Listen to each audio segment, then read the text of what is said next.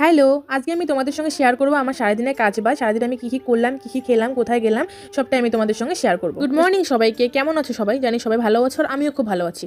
তো চলো অন্যান্য দিনের মতো আজকের দিনটা আমি মহাদেবের নাম নিয়ে শুরু করলাম। সকালবেলা ঘুম থেকে উঠে দেখো আমি বিছানাটা পরিষ্কার করে নিয়েছি আর পুরো ঘরটাও আমার গোছানো হয়ে গেছে। আর আমি আজকে বেডশিটটাও চেঞ্জ করেছি আর বিছানার মধ্যে যে বালিশ ব্ল্যাঙ্কেট থাকে সবগুলো আমি শুকাতে দিয়েছি। কালকে বিয়ে বাড়িতে জামা কাপড়গুলো পরে গেছিলাম সেগুলো আমি ভাঁজ করে এখানে মেলে দিয়েছি। তো তারপর স্নান টান করে চলে এসেছি এখানে পুজো দিতে আমি। তো দেখো আমার পুজো দেওয়া হয়েও গেছে। তারপর চলে এসেছি সকালে রান্নার জন্য। তো দেখো সকালবেলা আমি ভাতের মধ্যে পেঁপেটা সিদ্ধ দিব।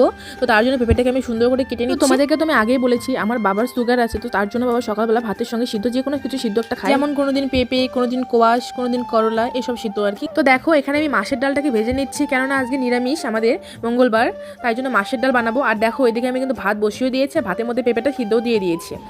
তো মাছের ডালটাকে আমি একটু ভেজে নিব, ভেজে তারপর ধুয়ে তারপর প্রেসারে করে আমি সিদ্ধ করি। আমার ভাতটা হয়েও গেছে আর আমি দেখো ডালটাকে এখানে প্রেসারের মধ্যে সিটি দিয়ে নিচ্ছি। আর করবো ছোট ছোট আলুগুলো ভাজা। তো দেখো এখানে আমি আলুটা কেটে নিয়েছি, কেটে এখানে ভাজা বসিয়েও দিয়েছি। আর এই যে এখানে দেখো ডালটা আমার সিদ্ধও হয়ে গেছে।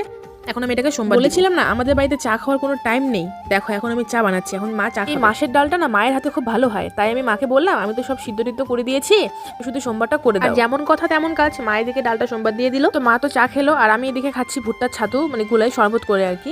2 চামচ মতো ছাতু নিয়েছি আর পুরো 1 গ্লাস জল নিয়েছি। এটাকে একটু নুন আর একটু চিনি দিয়ে গুলিয়ে খাচ্ছি।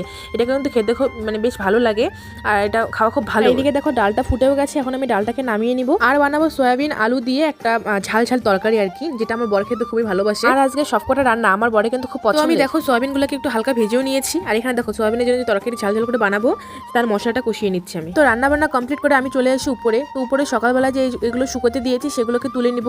আর আমি 1 বালতির মতো কাপড় ধুয়েছি, সেই কাপড়গুলোকে এখন মেলে দিব আমি। তো কাপড়গুলো মেলে দিচ্ছিলাম আর আমার বরের সঙ্গে আমি গল্প করছিলাম, ওই জন্য কি বলছিল তো তারই উত্তর দিচ্ছিলাম আর কি। সমস্ত কাজ বাজ শেষ করে আমরা দুপুরবেলা খাওয়া দাওয়া করে নেই আর খাওয়া দাওয়ার পর আমরা একটু ঘুমিয়েও পড়ি। তারপর ঘুম থেকে উঠে সন্ধ্যাবেলা আমরা খেয়ে নিচ্ছি সবাই মিলে চা। আর দেখো মা বাজারে গেছিল, সেই ড্রেস পরে এখনো আছে। তো বাবাও চা খাচ্ছে, বুনু এসেছিল, বুনুও চা খাচ্ছে। আর দেখো ওর কাণ্ড, ও একা একা ক্যামেরার সামনে নিয়ে ভূত ভূত আমাকে বলছে দেখো বৌদি আমি ভূত খাচ্ছি। তো যাই হোক এসব মজা করে কাটালাম আর কি সবাই। সন্ধ্যাবেলা তো খেয়েছিলাম লিকার চা আর এখন বানাচ্ছি দুধ চা। চা তো খাওয়া হয়ে গেছে আর এখন 10টা মতো বাজে। তো এখন আমি রাতের খাবার বানাচ্ছি। তো আজকে বানাবো হচ্ছে রাত্রিবেলা রুটি আর কোয়াশ আলু একসঙ্গে ভাজা, যেহেতু নিরামিষ আজকে সেরকম কিছু রাতে বানানোর মতো ছিল না। ভাজা তো প্রায় হয়ে যাওয়ার দিকে আর এখন আমি রুটিগুলোকে ভেজে নিব। তো দেখো আমি কিন্তু মোটামুটি ভালোই রুটিটাকে গোল করতে পারি। আগে হতো না, আগে খুব গোল তো হতোই না, মানে কীরকম যে হতো সেটা মুখে বলার মতো না। তো এখন মোটামুটি ভালোই হয়। আর আমার কিছু বাজে স্বভাব, রান্না করার সময় বারবার হাত ধুবো আর গ্যাসটাকে ভালো করে বারবার মুছে। রান্না বান্না হয়ে গেছে, বাবার খাওয়া হয়ে গেছে। এখন আমি, মা, ভাই, আমার বর, আমরা 4 জন বসে পড়েছি। তো দেখো আর সত্যি কথা বলতে আমি রুটি একদমই পছন্দ করি না, আমার ভালো লাগে না খেতে। কিন্তু কি করবো, এত মোটা হয়ে যাচ্ছি, রুটি তো খেতেই হবে। আমি শুধু একা খাচ্ছি না, এখন বাড়ির সবাই খাচ্ছি রুটি প্রত্যেকদিন রাত্রিবেলা করে। তো যাই হোক এখন অভ্যাস হয়ে গেছে, 2টা করে অন্তত খেতে